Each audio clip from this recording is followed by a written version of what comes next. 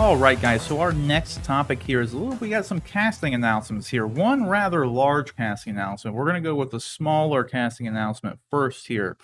And that is our boy, who I just got a hot toy of here. If you caught the stream this past Friday, I had our boy Russel Crowe has been cast in the upcoming Thor: Love and Thunder film. So it's a little bit of a reunion for the Australian boys. Well, no, that's not true because Christian Bale is not Australian; he's British. But either way, they were in 3:10 to Yuma. Christian Bale and our boy Russel Crowe here, Maximus Morelius here, has been reunited here for Thor: Love and Thunder. So it hasn't been announced what his role is going to be or anything, but it sounds like it's going to be just a small role. So I'm curious if he's just going to be kind of in like one of those, like the play scene. That's what I was thinking. But the thing is that's odd with that, Rick, since you just chimed in with it here, we had those set photos that we covered. They were already filmed, that scene. Yeah, that's not something that they're going to do multiple of in the movie, that would be like. They shot it and it's done. Especially when you have Matt Damon and all these people there, like they're not going to come back out 6 months to like finish the fucking scene. They shoot that in a week and they're done. But I feel like this movie's going to have a lot of like little cameo appearances because that's kind of like what they've done in like Thor movies. But yeah, well, I'm thinking too, like since we know Christian Bale is playing what's his name? Something the God Butcher. I can't remember what his character's name is. I just know his like title is the God Butcher. The God Butcher. God damn it. John, you remember his name? I can't remember his name. Like, no, can't remember either. Either way, I think it's Thor's uncle is who Christian Bale is playing. Something the God Butcher. Can't freaking remember. Who's going to be the bad guy supposedly? But I'm wondering if maybe like Russel Crowe is going to be playing like Christian Bale's brother or something. Yeah, and maybe he's like the good brother. But I don't know if the God Butcher dude has a brother, but this ain't the comics. It could very well, he could in the MCU. Like, we don't know. Yeah. So I don't know. This was interesting, though. I love Russel Crowe, so I'm always excited to see what he's going to do. I love Taika Waititi. I like your action figure of him. Yeah, I got the Hot Toys Jor-El. I mean, the likeness is spot on. It's spot on. Not this version of Russel Crowe here. No. It doesn't look like Russel Crowe does right now. No. But it looks exactly like Russel Crowe looked as Jor-El. Like, it's a really good, even for one of their older head sculpts. Like, I even commented on, like, the Man of Steel Henry Cavill head sculpt is nowhere near as accurate to Henry Cavill as this Russel Crowe one. Yeah. Oddly enough, though, I know this isn't entirely related, but John, you might, since you have a couple Hot Toys, you might be able to comment on this as well. And I have another example for it, but Hot Toys seems to do substantially better with old man faces than they do young man faces. And if you need any evidence of that, go look at every Luke Skywalker figure from A New Hope, Empire, or Return of the Jedi, and then look at the ones from the sequel trilogy. All of the sequel trilogy ones look identical to Mark Hamill. Yeah, they almost really do. None of the young Mark Hamills look like Mark Hamill. Are those older figures though? To be fair, no, I think not. a beard is easier to replicate than because a beard is just hair and length and.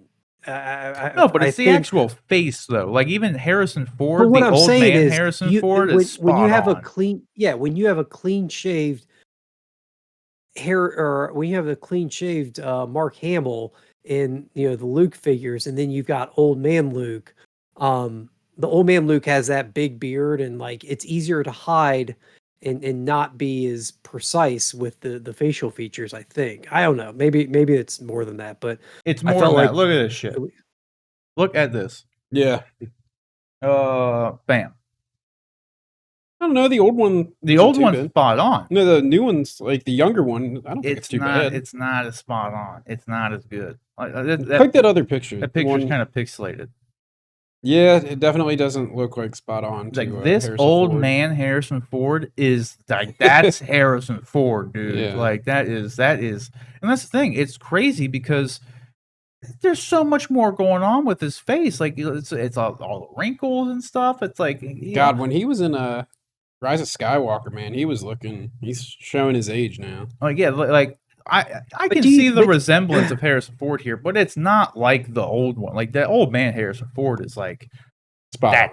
That's Harrison Ford. Like, there's no But there question. are distinguishing features. Like I feel like it's again, I think it's kind of the same. It's what I was saying with the beard. I think to some extent, there are distinguishing features about the older sculpt.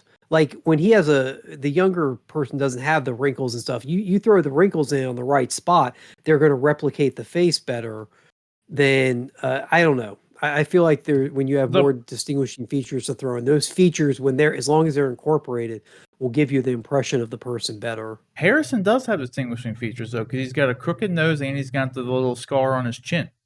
And then and that's the thing too. It's weird because here, this is Alden Ehrenreich. Yeah, that Yeah, and I Alden thought that was a Ehrenreich, great that looks- sculpt. Yeah, Like that's him. So like they do nail some like young faces too. Like I mean, think of all the freaking just hot toys that you have of just like younger men. Like they look great. Even some women, they can't do a freaking Gal Gadot head sculpt to save them their lives. So I swear to God, I think that's why I've never wanted a Wonder Woman figure from them. I hope they get, although I think the Wonder Woman 84 one looked a lot better. But either way, this isn't Hot Toys talk. We saved that for the stream. Either way, this is about Russell Crowe. Russell Crowe. You got any ideas of what Russell Crowe is going to be doing in Thor 4? You excited that he's here, John? yeah, I like Russell Crowe. Obviously, Man of Steel is one of my favorite movies, and I've liked him in lots of other stuff. I like Gladiator. I'm not as huge a fan as everybody else seems to be about that one. So, but Same. yeah, he's a great actor. Like I'm excited that they're just again Marvel just cast quality people in their films. So, I don't know that he is. I don't know that I believe he's going to be part of like the play aspect of it. One of the reasons I don't know that is I believe we saw in those set photos that Melissa McCarthy was on set in some of those photos. Yeah, it looks like they already did that whole scene. And I don't ever remember them giving a casting announcement for Melissa McCarthy. So I feel like since they did an actual casting announcement for Russell Crowe, that he That'll be might have a better. little more of a part than just appearing in there, in that scene. It's possible. I'm excited to see what it is. I love Russell Crowe. Like I said, I love Taika Waititi. I love Thor Ragnarok. I thought it was great.